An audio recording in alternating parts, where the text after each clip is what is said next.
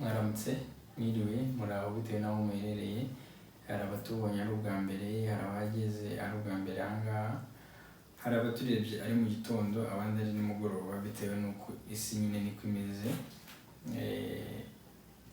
nuko iteye ikigenda yizengurukaho autour du soleil. Ibyo twarabyize mu myaka yatambutse muri za primaire no muri secondaire, ngira ngo ibyo twagiye tubyiga.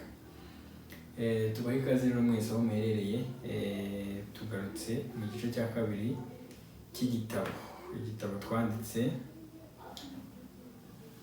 tubaha ubumenyi mu buryo bwo gukora televiziyo cyangwa se mu buryo bwo kurepara televiziyo zitandukanye.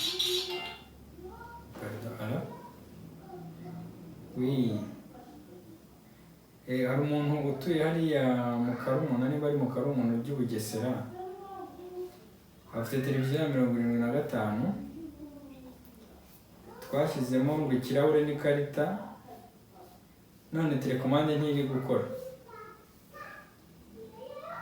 Urumva bishobora kuba ari sensa cyangwa se harimo ikindi kibazo cyabaye. Ngiye kumuha nimero zawe uhamagare aguha amataransiporo, hanyuma ugereyo urebe uko bimeze. Sawa, reka muhe nimero zawe ahita guhamagara.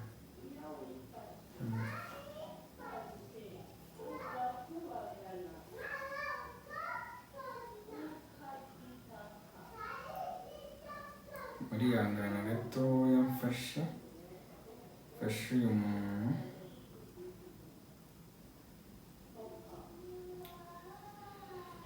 Abanyeshuri twigishije bakabimenya, aho tuba tuzi ko babimenye neza. Iyo umukiriya duhamagaye aho aherereye, tureba umwe mu banyeshuri twigishije uri aho uherereye aho ngaho, tukamwohereza akamufasha.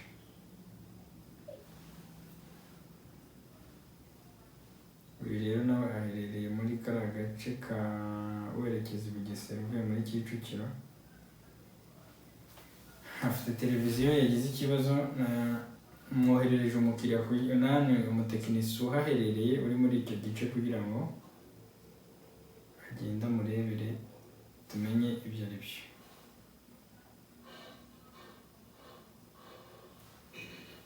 Reka rero dukomeze. Nari ngiye kubabwira ko iki ni igice cya kabiri tugiye kujyaho cy'igitabo twanditse, igitabo cyitwa LCD and LED TV Repair. Ni ukuvuga ngo ni igitabo gikubiyemo iby'ingenzi byafasha umuntu ushaka kumenya kurepara cyangwa se kuvura uburwayi bwa televiziyo bugiye butandukanye. Izi televiziyo zigezweho. Hano muvugishe aragufasha. Sawa.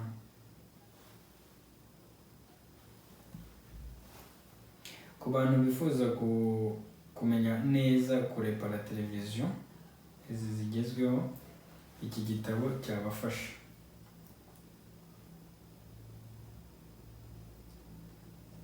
Twagikoze mu buryo buri tekinike cyane, bworoshye cyane, ko umuntu twumvise ko hari abajya bakunda gutebya akavuga ngo ushaka guhisha umunyafurika ngo arabyandika, ayo makuru arayandika. Ariko twagerageje gukora igitabo kidateye ubunebwe kugisoma, cyangwa se harimo amashusho menshi ku buryo byorohereza umuntu kucyumva. Kiri mu rurimi rw'Icyongereza ndetse n'igice cy'Ikinyarwanda, ari nacyo turi kubagezaho ubu ngubu. Reka rero tudatinze tujye ku gice cya kabiri. Mu gice cya mbere twabonye ibice 8 by'ingenzi, tureba ibyo ari byo, tureba umumaro wabyo n'uburyo bikora.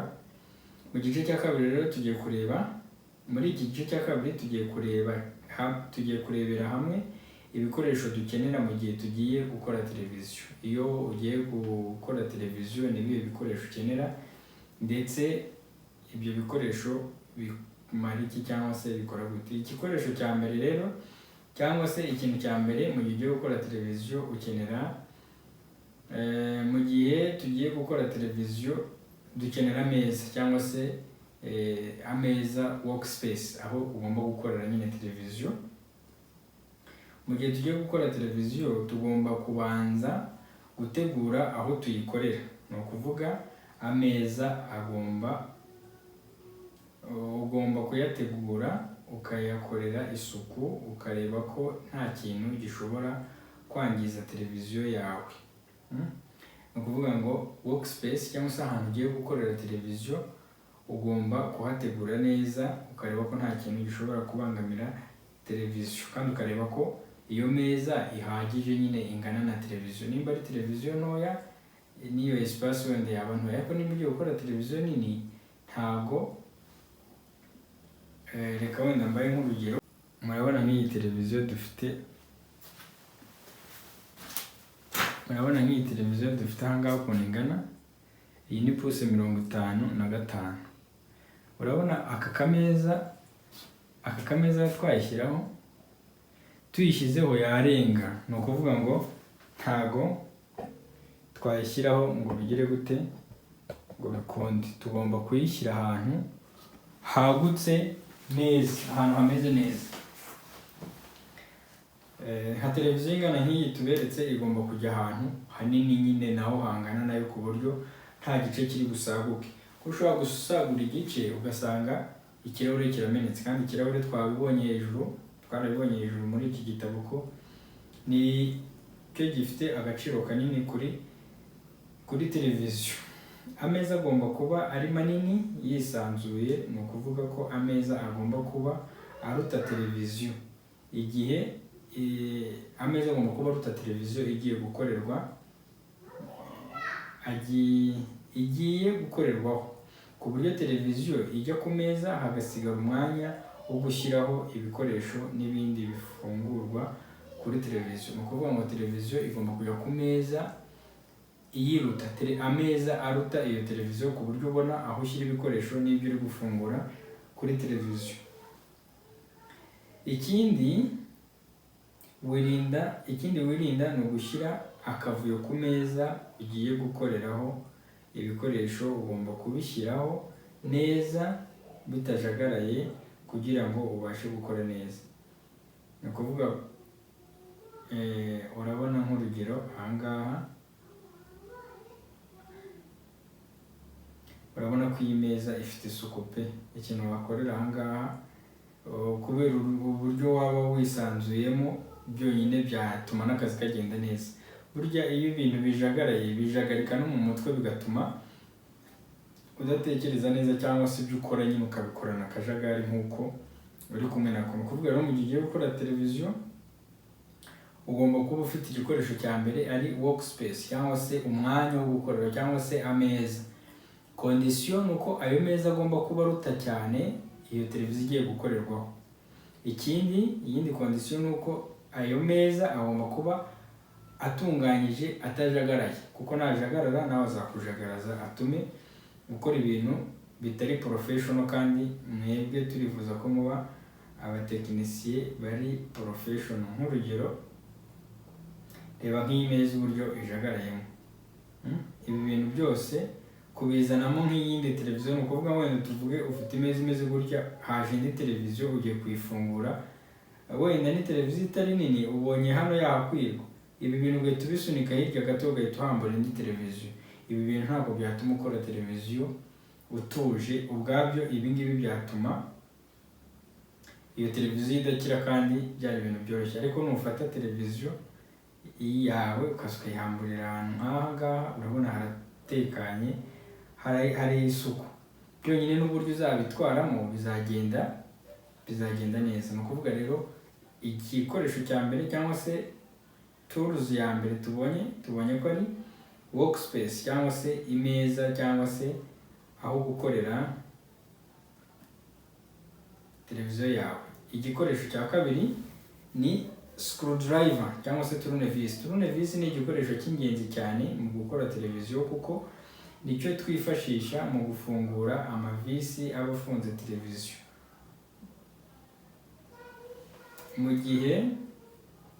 Mu gihe wamaze gushyira televiziyo ku meza atunganyije neza, hakurikiraho kuyihambura cyangwa kuyifungura amavisi kugira ngo ubashe kugera kuri za main board na power supply, ubashe gupima umenye ikibazo TV ifite unabikemure.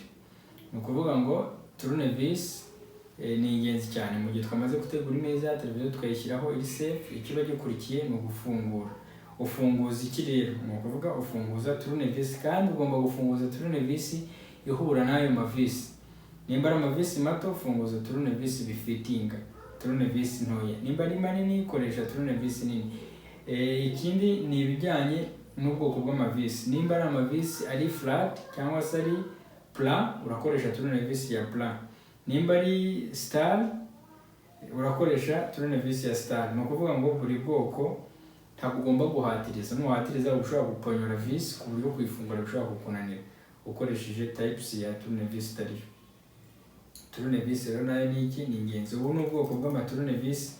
Hari iyi ngiyi iri flat head cyangwa se iri plat, hakaba iri Philips cyangwa se star, hakaba izi zose. Ubu bwose ni ubwoko bw'amatournevis. Ni ukuvuga ngo nusanga ahantu ukeneye iyi Torx, donc ufitemo amavisi akoze muri uburyo bwa Torx, nuza gukoresha iyi Philips uzangiza, nuza gukoresha iyi plat uzayangiza. Ni ukuvuga ngo ugomba gushaka screwdriver cyangwa se tournevis ifitinga n'icyo ugiye kugira gute, ugiye gufungura.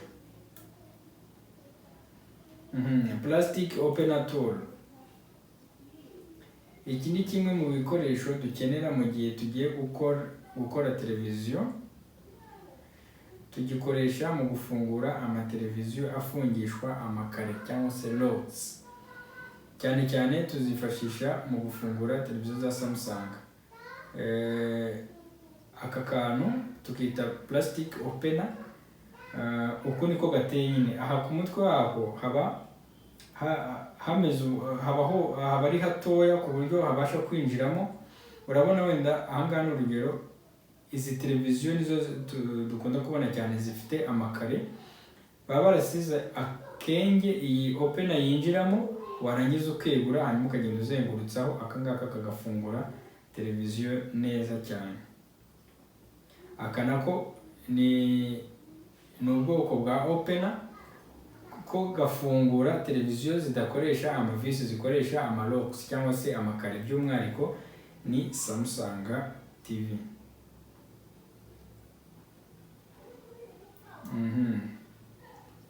Ikindi gikoresho, ubwo igikoresho cya kane ni digital multimeter. Digital multimeter nayo ni tools y'ingenzi cyane. Appareil ni igikoresho cy'ingenzi cyane mu gihe cyo gukora televiziyo, kuko nicyo dukoresha dupima uburwayi bwa televiziyo, dupima na electrical quantities zose. Twarabibonye muri season ya mbere, muri episode ngira ngo ni ya mbere n'ubundi, muri practical ya episode ya mbere twabonye uburyo bwo gukoresha appareil. Ibi twarabyize ku buryo buhagije. Ni ukuvuga ngo iyi niyo digital multimeter. Habaho na analog multimeter, ariko kuri ubu ngubu twikoreshereza ama digital ones.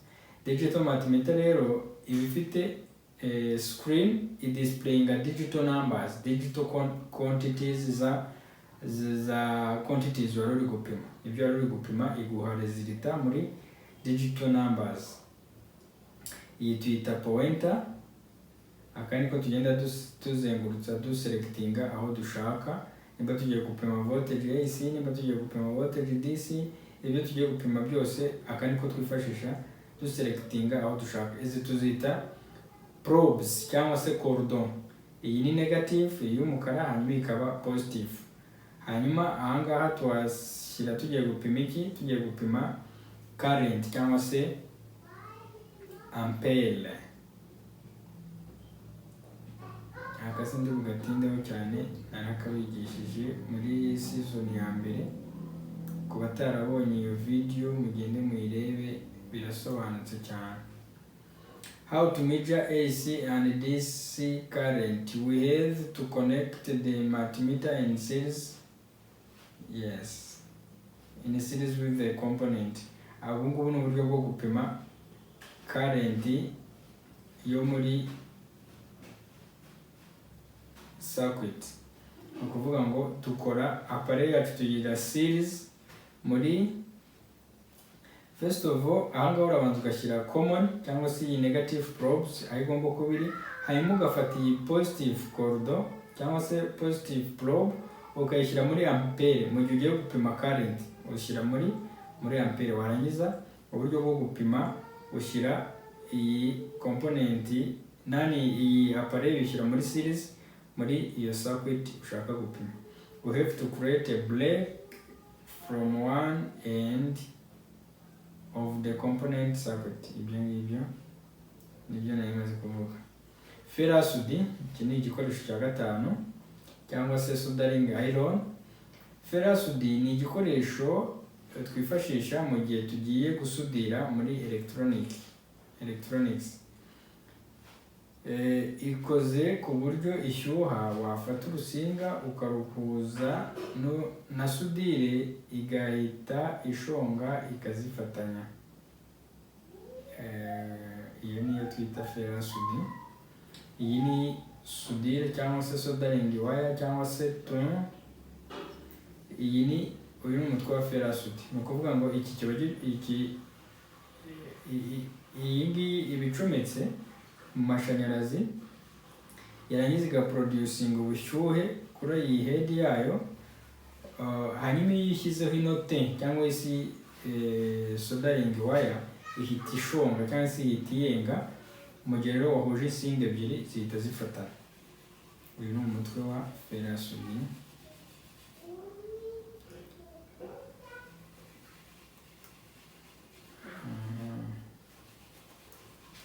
GAN cyangwa se electronic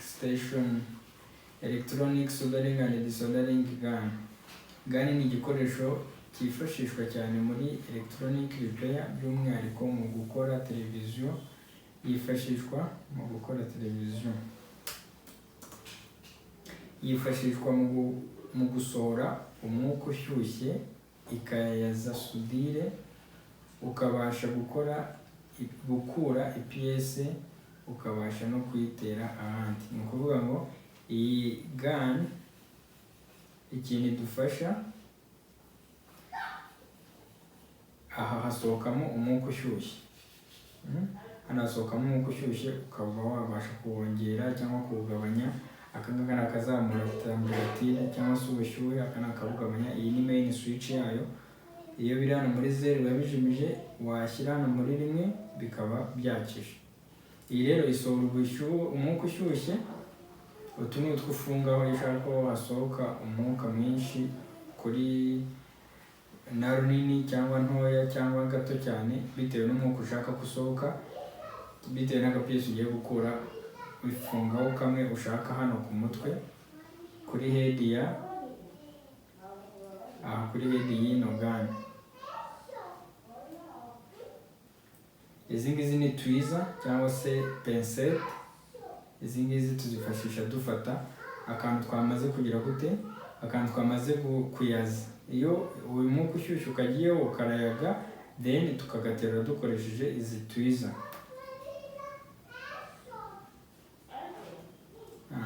Reka tujye ku kindi gice cya gatatu.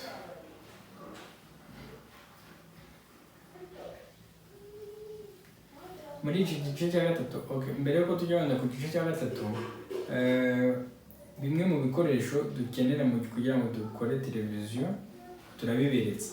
Hanyuma mujye muri episode ya mbere muri season ya mbere yabanje, mujyeyo mubanze murebe ibi byose uko bikora n'uko bikoreshwa.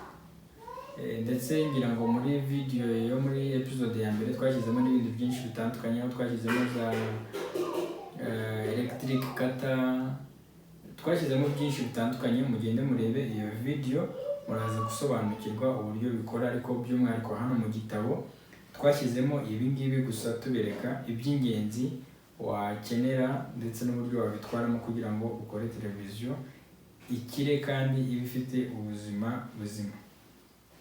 Reka rero dukomereze ku gice cya gatatu muri iki gitabo cyacu. Muri iki gice cya gatatu kuri televiziyo turaza turaza kurambura cyangwa kuvuga byimbitse ku miterere y'ibice by'ingenzi bya televiziyo, imikorere yabyo, ibibazo bikunda guhura nabyo, gupfa n'uburyo bwo kubikemura. Mbere yo gutangira iki gice cya gatatu, reka dutangire rero iri somo ry'uyu munsi. Turahera ku gice cy'ingenzi cyane nk'uko twabibonye mu isomo rya mbere. Ikizu cya televiziyo cyangwa se housing. Ibi twigeze kubibona mu gice cya mbere cy'iki gitabo. Nk'uko twabibonye, housing nicyo gice kinini kuri televiziyo kuko nicyo gice kiba gifunzweho ibintu byose. Iki gice kigizwe n'ibice bitatu.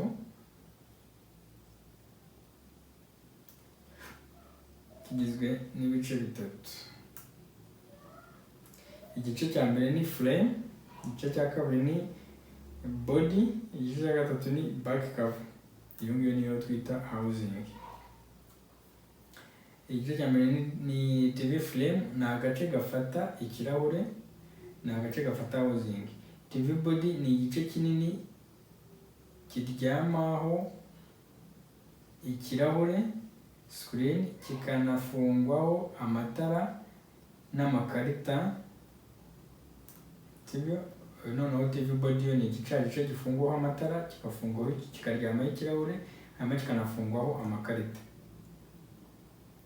Aka gatatu ni TV back cover. Iki nacyo ni igice cy'inyuma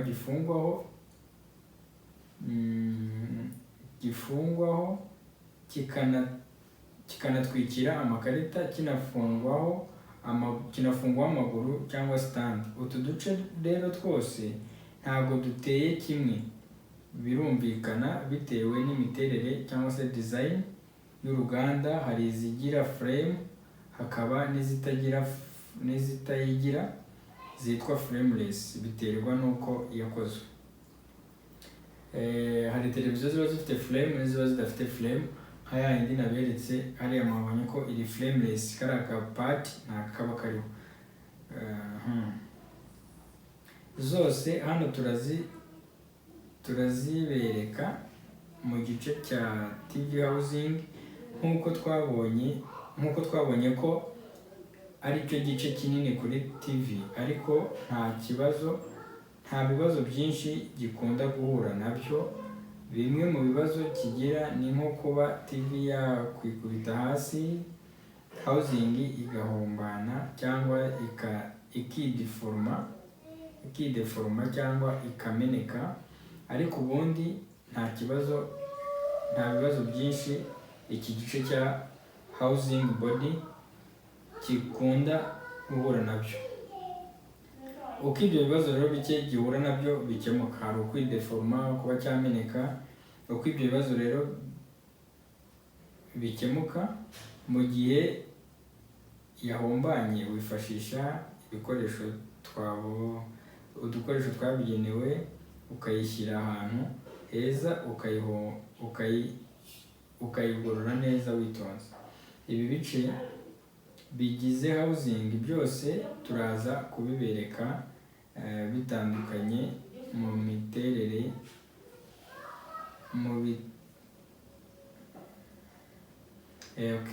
tuzagenda muri pratique tuzabereka ibice buri kimwe cy'urukwacyo, hanyuma mu biteranya havemo housing yuzuye. Igice cya kabiri, amakarita cyangwa main board. Iki ni igice cya kabiri cy'ingenzi. Iki gice cya kabiri ni igice gikomeye cyane kuri televiziyo kuko nicyo gice gikora ibijyanye no gukoresha system yose cyangwa se control system. Iki gice rero turakigaho ibintu byinshi kuko twabonye ko harimo ibice bitatu, ari byo power supply, main board ndetse na T-con cyangwa se logic card. Hari power supply itanga umuriro kuri main board, mainboard nayo igahereza T-con cyangwa se logic card. Hanyuma mainboard kandi nayo ifitemo ibice bibiri, ari hardware part ndetse na software part. Ariko urabona ko iki gice cya power supply nacyo gitanga umuriro. Hanyuma mainboard ikagira agace itanga kuri T-con cyangwa se kuri screen ariho tuza kubonera display, ikaza kwigabanyamo cyangwa se ikaba ifitemo igice cya hardware ibifatika n'igice cya software ibidafatika. Muri iki gice tugomba kwiga utwo duce twose tukareba umumaro watwo wa buri kamwe kose, ibibazo bya buri kamwe n'uburyo bwo kubikemura.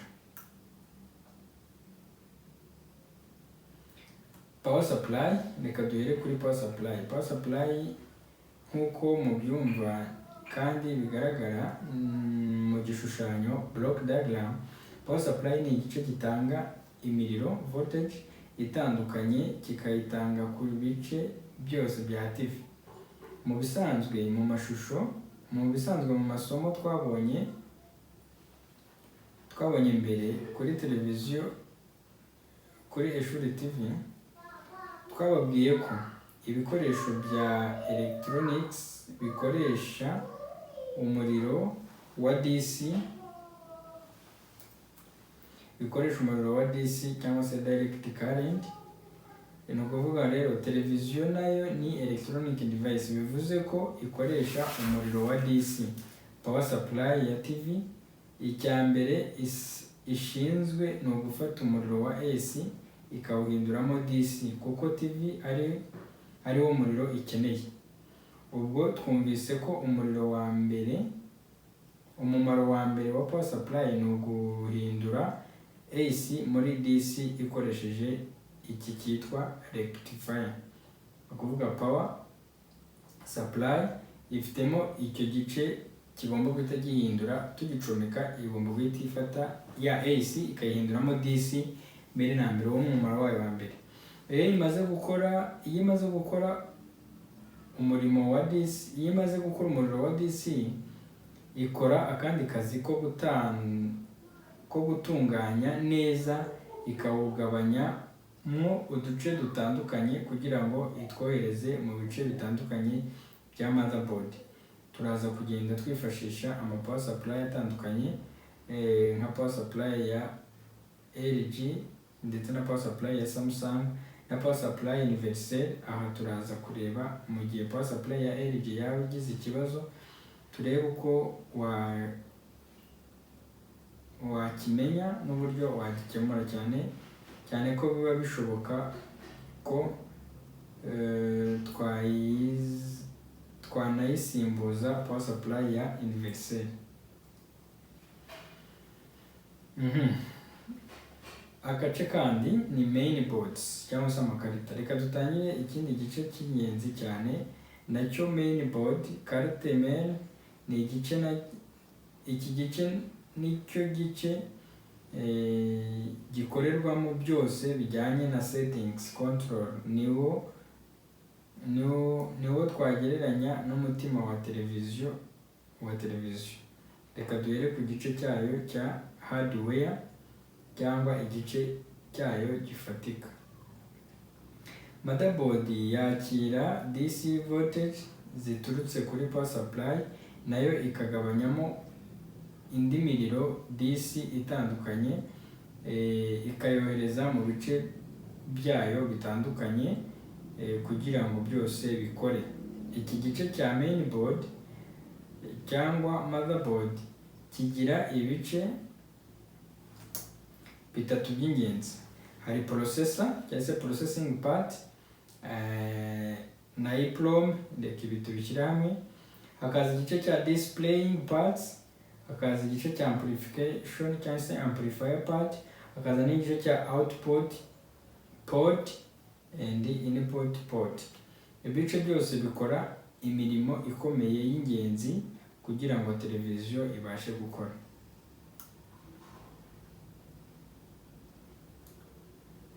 Processing part, iki ni igice iki gice nicyo kiberamo komande zose. Processor ni wo mutima wa televiziyo, niyo software. Iyo software cyangwa codes ziri muri EEPROM itangira kwakira komande zose uyihaye, igakoresha ibindi bice byose bisigaye kugira ngo ubone ibyo wari usabye muri televiziyo yawe. Ni ukuvuga ngo processor ibiri gukorana bya hafi na EEPROM cyangwa se Electronic Programmable Read Only Memory. EEPROM ni agace kabika code cyangwa kabika software zikoresha processor cyangwa zikoresha motherboard yose muri rusange. Ako gace rero gakorana na processor bya hafi kugira ngo amakomande yose atanzwe processor igiye imenye n'ibyo ikomandinga nyine, kugira ngo ibyo usabye wenda ukoresheje telecommande ibimenye ibikora. Iyi rero niyo processor. Kuri buri motherboard yose uzabonamo igice kinini cya IC rwose, ubona ko ari nini, ibifite na heat sink cyangwa se ibigerageza guhozwa, hajyaho akantu ka aluminium kayihoza kugira ngo kuko ibikora ibintu byinshi nyine, niyo iri guprocessinga operations zose.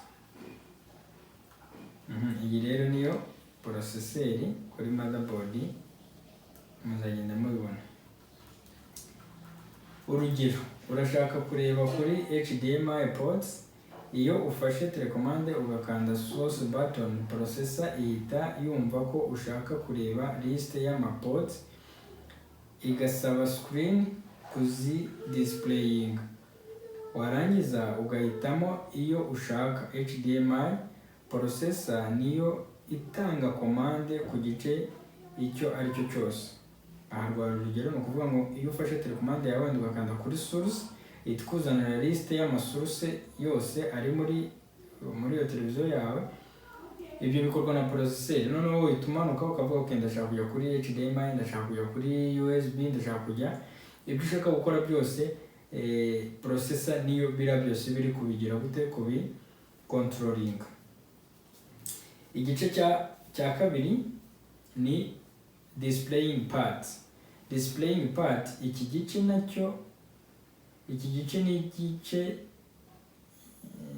gice nicyo gifata amashusho aho aturutse hose kikayohereza mu kirahure.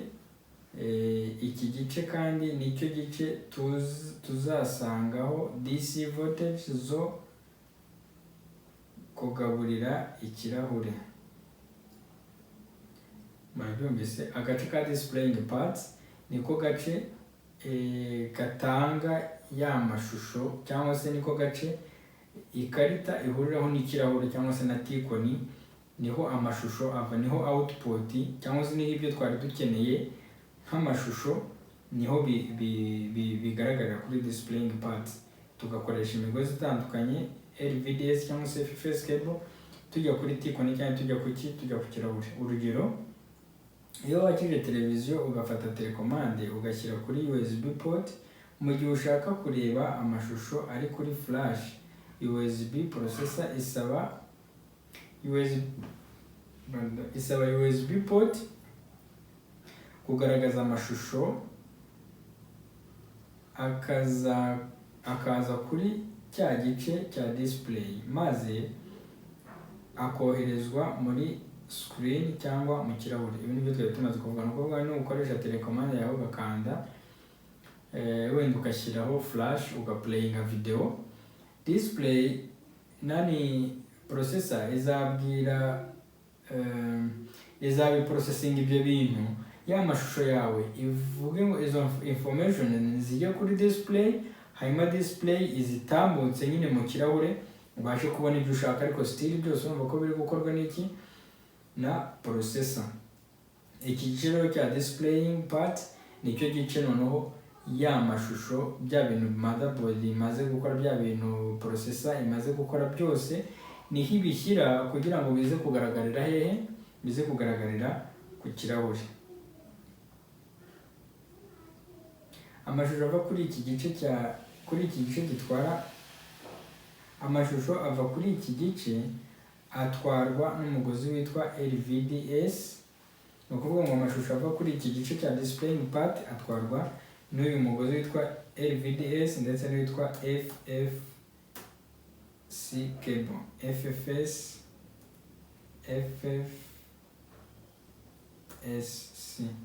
FFS cable. Maybe fiber, it's like that. Ni FFS cable.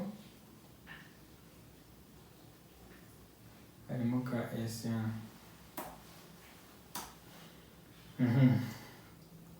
Iyi ngiyi ni imigozi itwara ya mashusho yacu ava kuri display part ajya kuri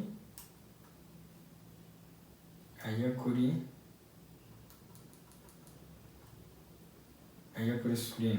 Ubu ni ubwoko bw'imigozi butandukanye, hari izifite amabara 5, hari izifite amabara 10, hari izifite 8. Ibi byose ni ubwoko bwa LVDS butandukanye.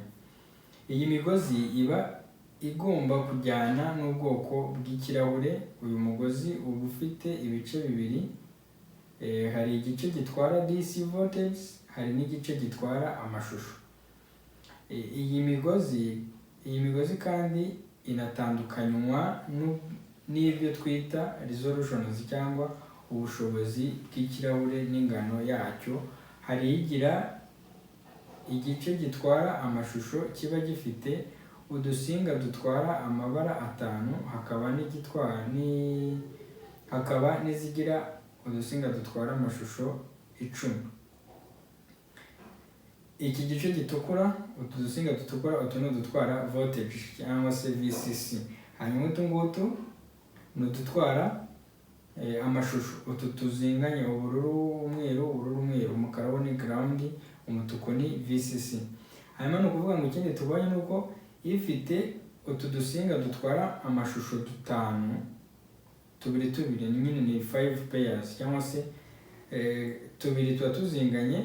Iyo ubonye dufite ari utuntu tubiri tugiye tuzinganye tukaba utuntu 5. Iyi migozi iba igomba kujyana n'ubwoko bw'ikirahure. Uyu mugozi uba ufite ibice bibiri, hari igice gitwara DC voltage, hari n'igice gitwara amashusho. Iyi migozi kandi inatandukanywa n'ibyo twita resolutions cyangwa ubushobozi bw'ikirahure n'ingano yacyo. Hari igira igice gitwara amashusho kikaba gifite udusinga dutwara amabara 5, hakaba n'izigira amabara 10. Nkuko muri kureba aha ngaha, utu dusinga tw'ubururu n'umweru, utu nitwo dutwara amashusho. Hanyuma utu dutukura nitwo dutwara VCC cyangwa se voltage, utw'umukara aba ari ground. Aha ngaha niho hinjira ku kirahure cyangwa kuri T-con, aha ngaha niho hinjira kuri motherboard.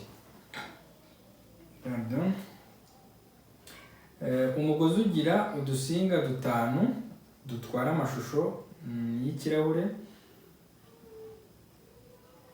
Ikirahure kiba gifite resolution ya HD cyangwa se high definition. Resolution yayo ni 13:6:6 kuri 768 cyangwa 1024 768. Naho uyu mugozi wo muri kubona wo ufite utu dusinga tw'ubururu n'umweru twinshi tuzinganye, 1, 2, 3, 4, 5, 6, 7, 8, 9, 10. Uyu nguyu ufite tuzinganye 10. Utu nitwo dutwara amashusho, utu dutukura dutwara umuriro ndetse umukara ugatwara ground. Aha niho hinjira muri T-con cyangwa mu kirahure. Hanyuma aha ngaha niho hinjira muri motherboard. Umugozi ugira udusinga 10 dutwara amashusho. Ikirahure kiba gifite resolution ya full HD cyangwa se full high definition. Resolution yayo ni 1920 ku 1080 cyangwa 1920 ku 1200. Iyi ngiyi ni 4K converter. Iyo ufite amabara 10 tujya tuyifashisha tujya tuyifashisha no kuri 4K cyangwa se ultra high definition mu gihe twashyizeho za 4K converter. Akenshi mu gihe ushaka guhindura ikarita ya 4K cyangwa se ultra high definition ngo ushyireho 2K cyangwa se Full HD ku kirahure cyangwa 4K, ukenera 2K to 4K converter.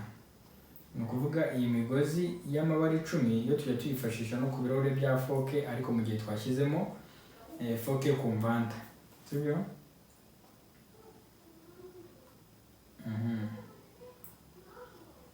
Igice cya gatatu ni amplification part. Iki ni igice noneho gitunganya ibijyanye n'amajwi. Ni ukuvuga twabonye ko za ndangururamajwi zacu zidufasha kugira ngo turebe amashusho ajyana n'amajwi, ibyo turi kureba tunabyumve.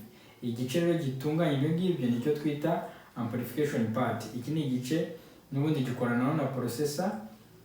Sinyari ntoya cyangwa se amajwi matoya ari kuva muri processor araza akinjizwa muri iki gice, akongererwa imbaraga kugira ngo tuze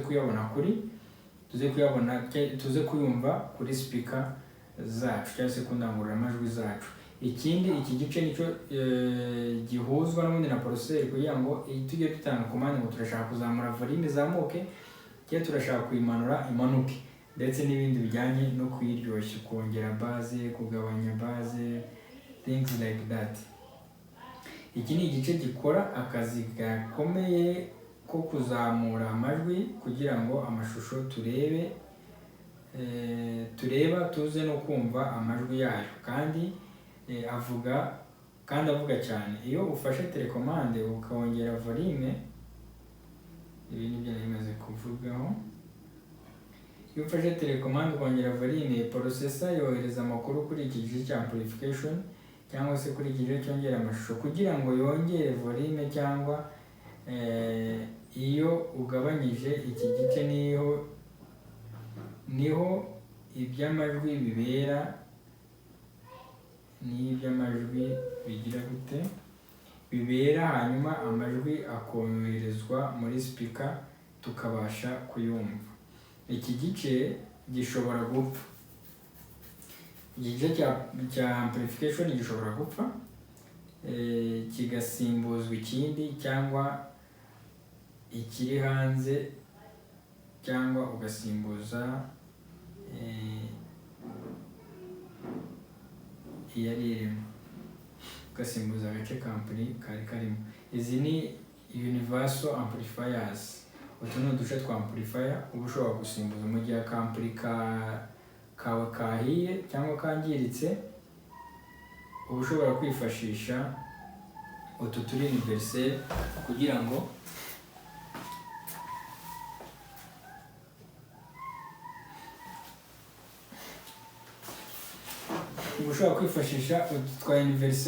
ngo amajwi yawe agaruke. Aka ngaka ni akazamura volume, akongera base. Utu twose n'utu, aha ni ahinjirira umuriro, iyi niyo IC nyine bishinzwe. Aha niho ushobora kwinjiriza, aha niho winjiriza nyine input n'ibindi bitandukanye. Gusa hari igihe televiziyo ipfa amajwi ikareba ariko ntivuge. Bishobora guterwa no kuba amplifier yapfuye, cyangwa bigaterwa no kuba washyizeho radio ampli yo hanze uri kuyihuza na televiziyo. Radio ampli igatwika processor yose. Icyo gihe ntihasimbuzwa ampli, ahubwo hasimbuzwa processor yose. Ni ukuvuga hari igihe umuntu ahuza radio na televiziyo akoresheje twa tugozi nyine tuzihuza, yarangiza radio ikarusha imbaraga televiziyo, ikagenda ikangiza processor radio ku buryo amajwi apfiramo muri processor. Icyo gihe ntabwo uhindura ampli cyangwa se ngo uhindure ka kahise ka ampli gusa, ahubwo ntiwanashyiramo iri universal tubonye, ahubwo icyo ukora uhindura processor. Abantu benshi bikunda kubabaho mu gihe cyo guhuza radiyo na televiziyo bakisanga televiziyo itakivuga. Biba bishobora guterwa no kubusanya imigozi mu gihe cyo kubihuza, cyangwa radiyo ikarusha imbaraga processor ya TV. Icyo gihe rero igisubizo ni ugusimbuza processor mu buryo bwo kurinda. Icyo gihe igisubizo akaba ari ugusimbuza processor mu buryo bwo kurinda TV yawe gupfa processor. Kubera radiyo hari imigozi yabugenewe iba ifite kurinda processor n'imigozi iba ifitemo resistance iringaniza imbaraga za radiyo n'iza televiziyo. Iyo migozi iba ihari. Pardon, alo? Mwaramutse neza?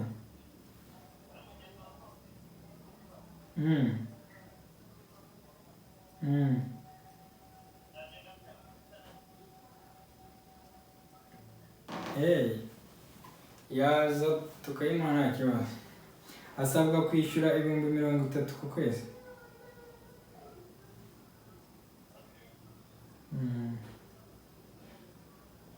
Sawa, merci.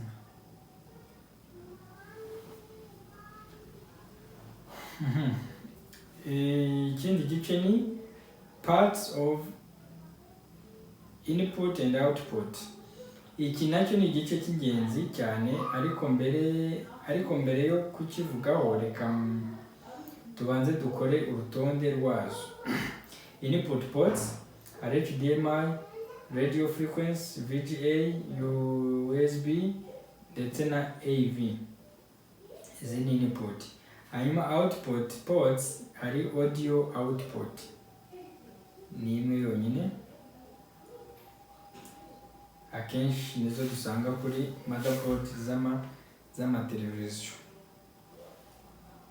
Amakarita yose ya televiziyo agira ibitandukanye, ariko muri rusange ibyo twavuze haruguru biri kuri televiziyo hafi ya zose. Input parts ni igice cyinjirizwaho amakuru aturutse hanze. Ni igice cyinjirizwaho amakuru aturutse hanze cyangwa aturutse hanze ya televiziyo, cyangwa se amashusho. Amakuru cyangwa amashusho aturutse hanze ya televiziyo.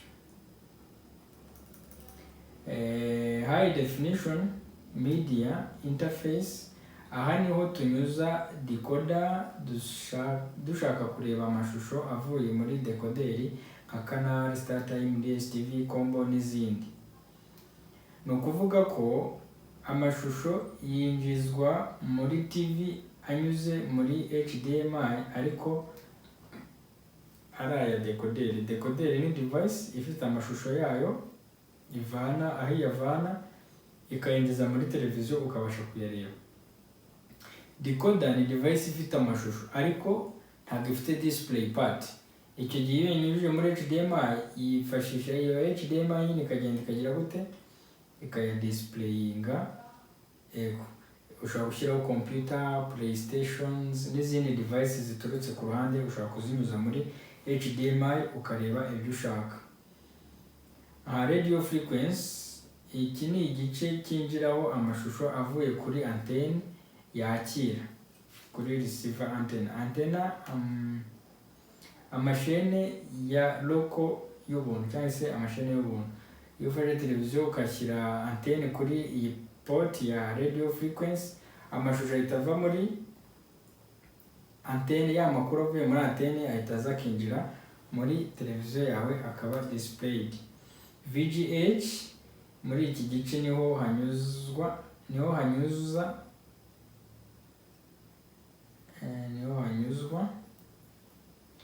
cyangwa hinjira amashusho ava kuri computer cyangwa ikindi gikoresho kigira ubwoko bw'uyu mugozi. Amashusho rero ava muri computer ajya muri televiziyo. Yego, amashusho rero icyo gihe aca muri uwo mugozi, muri iyo port, ni ukuvuga uhuza device ebyiri. Nimba ufite televiziyo yawe ifite iyi port ya VGA, ukaba ufite computer yawe ifite umugozi ifite iyi port ya VGA, urahita ufata umugozi wa VGA uhuza izo device zawe ebyiri, computer izahita itanga ya mashusho yarebere muri televiziyo cyangwa se izindi device zose waba ufite. USB, iki ni igice cy'ingenzi kuko abantu benshi baragikoresha. Cyinjirizwaho amashusho avuye kuri flash disk kikayashyira muri televiziyo, amafilimi, indirimbo n'ibindi bitandukanye. Iki gice ariko ni ingenzi cyane kuko tunacyifashisha dushyira software mu ikarita mu gihe body cyangwa ikarita yatakaje software yayo.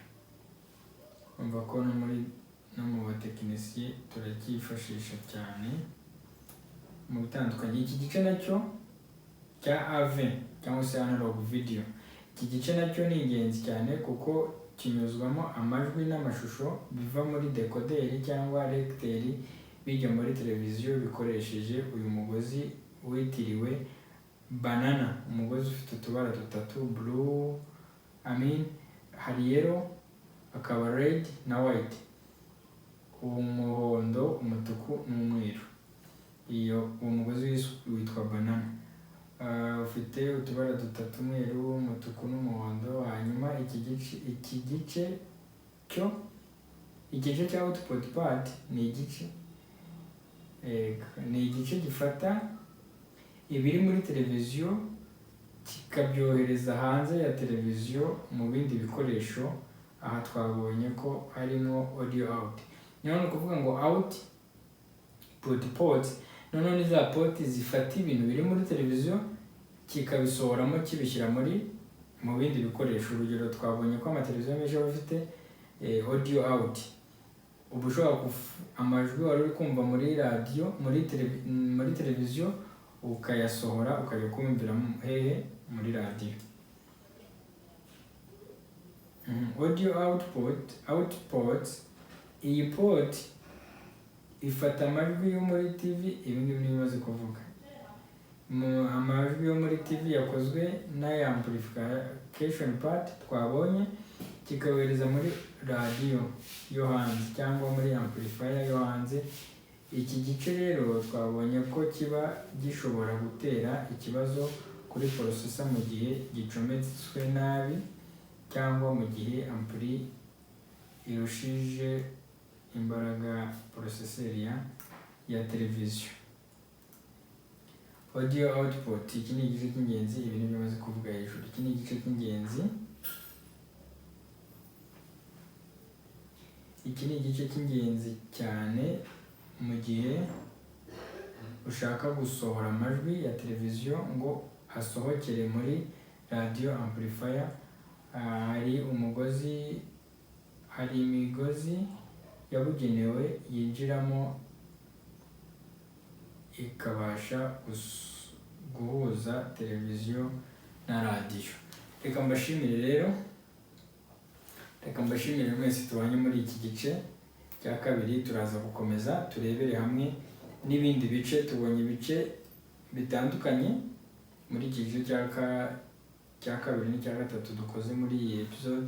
Turaza kureba n'ibindi bice. Iki ni igitabo turi kubanyuriramo, turi kubasomera, twabageneye nk'impano yabafasha kumva neza televiziyo no kwisobanukirwa no gutanga ibisubizo. Nk'abifuza kuba abatekinisiye b'umwuga bakora televiziyo, bagomba gukora ibintu bazi kandi batanga ibisubizo byizewe bafite confidence.